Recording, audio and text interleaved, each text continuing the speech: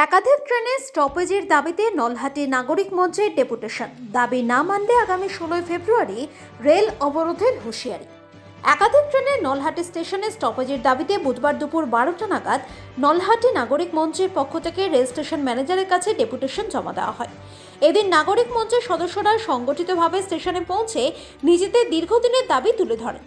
নলহাটি নাগরিক মঞ্চের অভিযোগ, দীর্ঘ সময় ধরে তারা রেলওয়ে কর্তৃপক্ষের কাছে একাধিক বৈঠক করেছে এবং বারংবার ডেপুটেশন জমা দিয়েছে। এমনকি অতীতে রেল অবরোধ কর্মসূচিও পালন করা হয়েছে, কিন্তু প্রতিবারই রেলওয়ে কর্তৃপক্ষের আধিকারিকরা কোনো না কোনো অজুহাত দেখিয়ে আলোচনার মাধ্যমে বিষয়টি মীমাংসার আশ্বাস দিলেও বাস্তবে দাবিগুলো পূরণ হয়নি বলে অভিযোগ।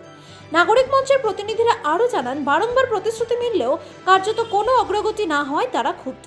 সেই কারণেই এবার আর বৈঠকে বসতে রাজি নন তারা। সংগঠনের তরফে স্পষ্টভাবে জানানো হয়েছে, আগামী 16 ফেব্রুয়ারি আর কোনো আলোচনায় না গিয়ে রেল অবরোধের কর্মসূচি নেওয়া হবে এবং নলহাটি নাগরিক মঞ্চের পক্ষ থেকে যে সমস্ত ট্রেনে স্টপেজের দাবি রয়েছে তা পূরণ না হওয়া পর্যন্ত আন্দোলন চলবে। এই ঘোষণাকে কেন্দ্র করে নলহাটি জুড়ে চাঞ্চল্য সৃষ্টি হয়েছে। এখন রেল কর্তৃপক্ষ এই দাবির বিষয়ে কী পদক্ষেপ গ্রহণ করে সেদিকেই তাকিয়ে রয়েছেন সাধারণ মানুষ। Bureau report, news time 24x7। আজকে আমাদের ডেপুটেশন ছিল গত 3 জানুয়ারি। আমাদের এসসি এসছিলেন, তারপরে ওনার সাথে আরও এসছিলেন। তো তারা আমাদের কথা দিয়ে গেলেন যে আমাদের চাহিদাগুলো যতটা সম্ভব পূরণ করবেন এবং উনি আমাদের ফোন করবেন। আমার ফোন নাম্বার নিয়েছেন, নিয়ে ফোনটা করবেন, কিন্তু করেননি। আমরা 10 দিন অপেক্ষা করলাম। 10 দিন অপেক্ষা করার পর আমি 13 তারিখে আমাদের ফোন করি যে আপনি বলেছিলেন যে আমাদের ফোন করবেন, তা কিছু জানালেন না। তখন উনি বলছেন না না হবে, আমি সমস্ত কিছু পাঠিয়ে দিয়েছি, কোনো অসুবিধা নেই। তারপর আবার আমি ফোন করি গত 6 দিন আগে যে স্যার একটা কথা বলছিলাম, আপনি তো বলেছিলেন যে আমাদের সবকে জানাবেন, কিন্তু এ পর্যন্ত আপনার কাছ থেকে জানতে পারলাম না, আমাকে ফোন করে জানতে হচ্ছে। তো বলছে এইমাত্র আমাদের রেল মিনিস্টার চলে গেলেন, এখন আমি ডিআরএম এর কাছে এবং জিএম এখানে আছেন, বসে আছি। আমরা তাহলে বলুন আমাদের ট্রেনের ব্যাপারটা, আর যদি নাই হয় তাহলে কিন্তু আমরা বৃহত্তর আন্দোলনে নামবো। এরপরেও কিন্তু ওনারা কোনোরকম রেসপন্স করেননি।